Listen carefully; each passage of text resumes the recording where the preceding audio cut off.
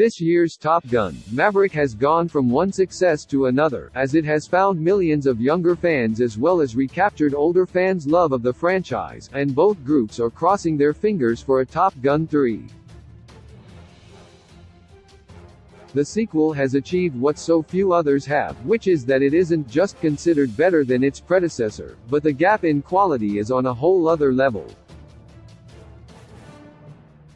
Maverick has a huge 96% on Rotten Tomatoes as opposed to the original movie's rotten 58%. Redditors have debated which other sequels have the biggest gaps in quality, whether it's for better or worse. Between a shockingly great DCEU sequel and a Mesozoic series that gets worse with every consecutive release, the difference in quality is like night and day. Hannibal Rising, 2007. Redditor Rotom Thunder thinks Hannibal Rising has the biggest gap in quality from its predecessor, pointing out the two movies' Rotten Tomatoes scores and accolades. The Redditor notes, The Silence of the Lambs won 5 Academy Awards, including Best Picture, while a later prequel, Hannibal Rising, has a 16% on Rotten Tomatoes.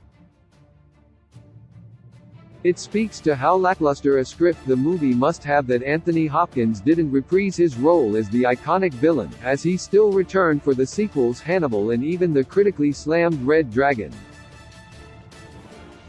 And while Hannibal is only bad compared to Silence of the Lambs, it still isn't anywhere close to the same level. Logan, 2017. User The Lorevarnian argues that Logan's quality is on a whole other level than X-Men Origins, Wolverine. The Redditor notes that not only is Logan way better than Origins but points out that Wolverine's movie trilogy consistently improved with each release. The user posits, X-Men Origins, Wolverine was a dumpster fire, the Wolverine was perfectly inoffensive and perfectly unmemorable, Logan was AF******** masterpiece. It's hard to believe that Origins and Logan were even released by the same studio, as Origins butchered everything that fans loved about the comic books, and Logan delivered everything that fans had wanted in a Wolverine movie for decades. The Jurassic World Series 2015 to 2022. Redditor Toronto _ programmer points to a whole trilogy of sequels as having the biggest gap in quality from the original movie. The Redditor comments, Jurassic Park keeps lowering the bar. The Chris Pratt ones are awful. However, pointing out the Jurassic World movies specifically might be a little unfair, as the franchise has been on a downward spiral ever since the first sequel, The Lost World, Jurassic Park. The franchise hit an all-time low for many fans before Jurassic World, as Jurassic Park III saw a velociraptor literally speaking with Dr. Alan Grant in a dream sequence. But the Redditor is not alone, as many think Dominion is a blatantly manufactured corporate movie. Mortal Kombat: Annihilation, 1997. Reddit user Durig Vince McMahon 408 reckons Mortal Kombat: Annihilation has the biggest gap in quality from its predecessor. The Redditor adds, yes, the first was corny, but the second was really that bad. It might not be the biggest gap in quality, as 1995's Mortal Kombat isn't exactly the Citizen Kane of video game movies in the first place, but as the Redditor says, the second is that bad. The movie is best known for having one of the worst line deliveries ever of one of the worst written lines ever, as Sindel exclaims, too bad, you will die. As Mortal Kombat 2, the sequel to the 2021 reboot, is currently in development, it'd be hilarious if there was some sort of reference to the iconic Annihilation line. Anchorman 2: The Legend Continues 2013. Redditor Day-to-Day's comments, Anchorman 2 was terrible. I don't want to say they didn't even try to hide the fact that it was a blatant remake of the first movie and a shameless money grab, but the first Anchorman movie was dumb and funny in all the right ways. For better or worse, requels have become a common trend in Hollywood, which are sequels that essentially retell the original movie's story but on a much bigger scale, and Anchorman 2 is very much guilty of that. The best example of that is when all the news anchors from different stations battle. It was hilarious in the original 2004 film, but the sequel's attempt to make the same situation more epic simply doesn't work.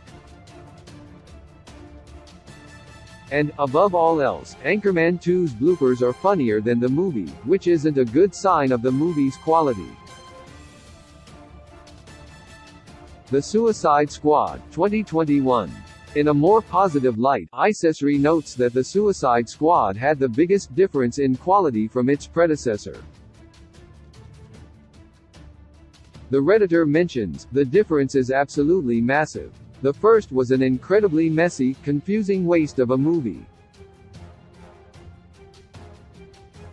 Whereas the second is probably one of the best comic book adaptations to date.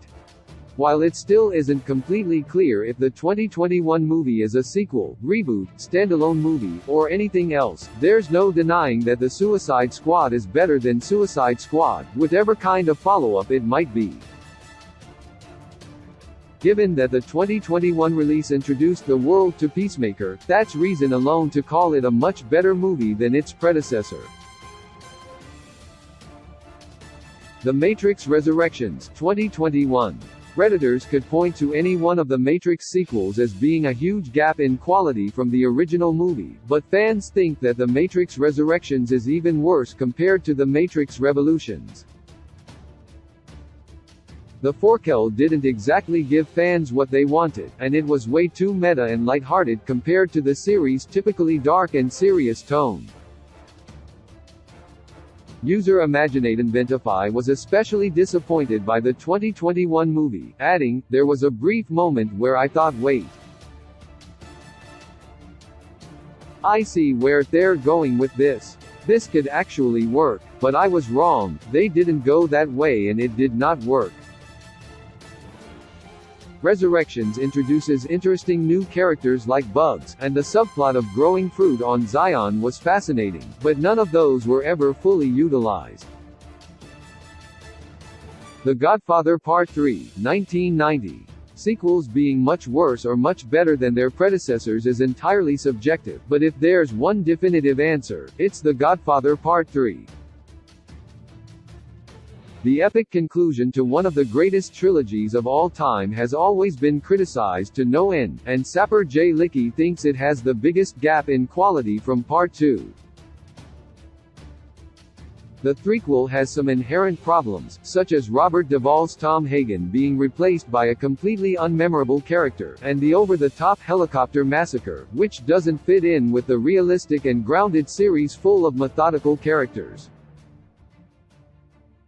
However, even though it might be a bad Godfather movie, it's still way better than most other mob flicks with incredible production design and performances.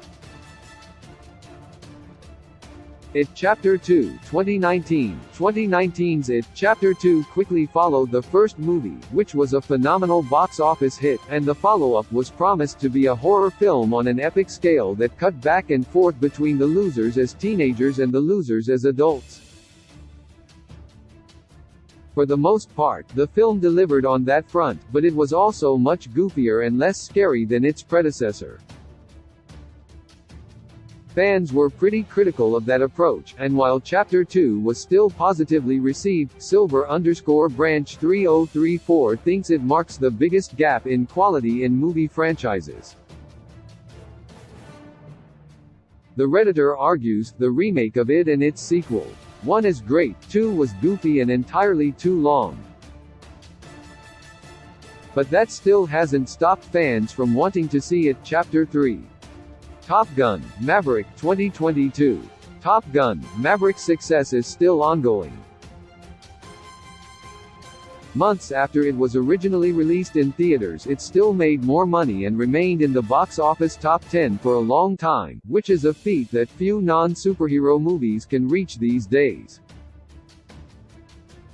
And with an astounding box office gross of more than $1.4 billion, it's the biggest success story of 2022.